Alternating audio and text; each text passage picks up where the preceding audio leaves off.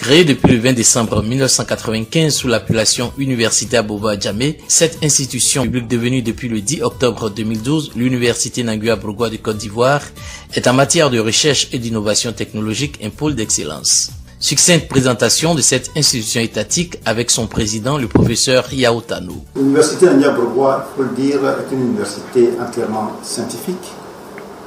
Elle comporte 4 unités de formation et de recherche. L'UFR Sciences de la Nature, l'UFR Sciences de Gestion de l'Environnement, l'UFR Sciences fondamentales et appliquées et l'UFR Sciences Technologies alimentaires. À côté de ces 4 UFR, nous avons un centre de recherche en écologie, un institut de recherche sur les énergies nouvelles et un centre de formation continue. Également une école préparatoire au sein de la santé, communément appelé tronc commun de sciences de la santé.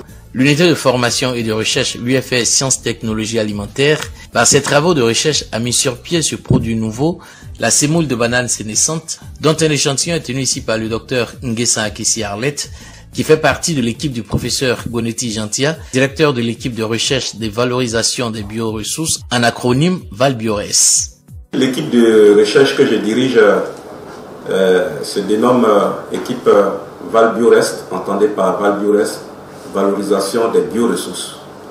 Donc c'est une équipe très dynamique, composée de jeunes chercheurs, notamment des assistants, des doctorants et des maîtres de conférences. Donc c'est une équipe qui travaille à la valorisation, comme je l'ai dit, à la valorisation des ressources biologiques, et nous travaillons essentiellement sur la transformation des matières premières d'origine agricole ou non agricole pour leur apporter de la valeur ajoutée.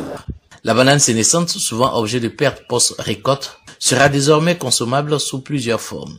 Des précisions avec le docteur Yves Dinan du ValBiores. Sa spécificité, c'est qu'il se consomme sous plusieurs formes. Il peut se consommer accompagné de sauces, comme la teke, avec du braisé et autres. Mais sa particularité, c'est qu'il peut se consommer sous forme de dessert avec le lait. C'est-à-dire, il remplace valablement le mil dans le lait, le déguet. Et enfin, la troisième spécificité, c'est qu'on peut l'utiliser pour la préparation de bouillie, le baka.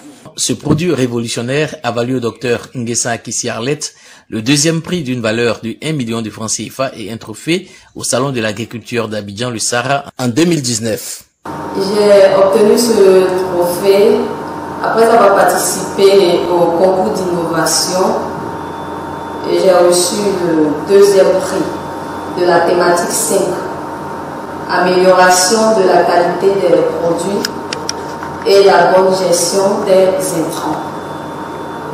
Et ce trophée m'a été remis lors de la cérémonie de remise de prix au FIERCA. La semoule de banane sénescente est une fierté pour l'université Nangua-Brougua. Et concernant la semoule de banane en particulier, c'est une recherche qui répond à un besoin de la Côte d'Ivoire, parce que nous savons tous que la banane plantain fait partie de ces produits agricoles dont la quantité de produits perdus après l'alcool est très importante, parce qu'il y a un nourrissement précoce et dans notre société, effectivement, à part en ville où la loco est épuisée, dans les campagnes, ce n'est pas du tout le cas.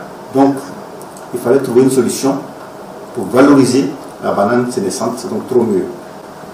Et le travail réalisé par le professeur Gonetti et son équipe a permis de mettre en place cette semoule qui permet de valoriser ce produit. Et donc, à la longue, cela contribuera à la réduction de la pauvreté en Côte d'Ivoire, qui est un des buts visés par le gouvernement ivoirien. À Abangoro, Tumodi et Daloa, des membres de coopératives agricoles ont été sélectionnés et formés par l'équipe du professeur Gonetti. Ces dames sont outillées dans la fabrication de la semoule de banane. Ils nous ont demandé si on faisait la production de bananes. Je leur ai dit oui. Et par la suite, ils ont demandé si on n'a pas de perte post-récolte. Ils m'ont fait signer les documents au FICA. Et après ça, ils nous ont sélectionnés pour les accompagner lors du projet. Nous sommes à la phase expérimentale. C'est à partir d'aujourd'hui, on va commencer la grande production. puisque dans le projet, il est dit qu'on allait nous trouver le marché en Côte d'Ivoire comme à l'extérieur. C'est le projet qui s'occupe de tout ça là. Donc après le lancement, vient la phase de commercialisation.